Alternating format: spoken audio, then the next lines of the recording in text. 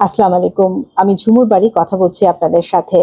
Consular সেবা যেটি দূতাবাসের বাইরে যেয়ে আপনি যে এলাকায় অবস্থান করেন সে এলাকায় দেওয়া হয়ে থাকে। কিন্তু এই কনসুলার সেবার ক্ষেত্রে মানুষ সবসময় একটা সুনির্দিষ্ট ভুল করে থাকে। যেমন আপনার পাসপোর্ট কারেকশন করার দরকার। আপনি কনসুলার সেবায় সরাসরি চলে যান এবং যেয়ে বলেন পাসপোর্ট কারেকশন করবেন। কিন্তু তার আগের যে প্রস্তুতি রয়েছে সেটি নেন না।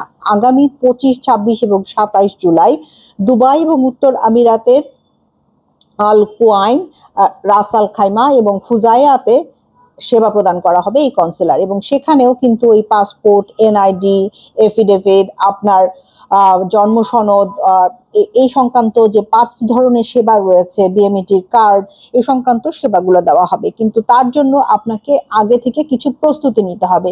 এখানে বিশেষ করে উল্লেখ করা হয়েছে যে সঠিক ফি আপনাকে জমা দিতে হবে, এবং শুধু ফি জমা দিলেই হবে না, আবেদনকারীকে দুবাই মিশন নির্ধারণ করে তারপরে ফি জমা দিতে হবে। অন্যথায় আপনার ফিটিও কিন্তু গ্রহণ করা মানে কাজে দেবে না। এবার আমরা জানবো যে ই পাসপোর্টের জন্য নতুন অথবা রিনিউ যেটি হোক না কেন আপনাকে কি কি কাগজ সাথে নিতে হবে। প্রথমত অনলাইন আবেদন ফর্ম, যেটি আপনি আগেই ফিল আপ করে ফেলবেন, পুরাতন পাসপোর্টের ফটোকপি, জন্ম সনদ অথবা এনআইডি, ছবি এবং সিগনেচার আপলোড করে আবেদনপত্র প্রিন্ট করে তারপরে আপনি সেটি সাথে নিয়ে যাবেন। এমন না আপনি গিয়ে উপস্থিত হলেই সেটি কারেকশন নেবে। এই পূর্ব প্রস্তুতি আপনাকে সাথে করে নিয়ে যেতে হবে। দ্বিতীয়ত জন্ম নিবন্ধন সনদের ক্ষেত্রে আপনাকে সুনির্দিষ্ট ওয়েবসাইটে যে আবেদন করতে হবে, এনআইডি এবং পাসপোর্ট জন্ম নিবন্ধনের কাগজ সেখান সাথে নিতে হবে, এবং অভিভাবকের তথ্য আপনাকে সাথে নিতে হবে। অভিভাবকের তথ্য বলতে অভিভাবকের এনআইডি, তার ছবি, এই সমস্ত বিষয়গুলো আপনার সাথে থাকতে হবে।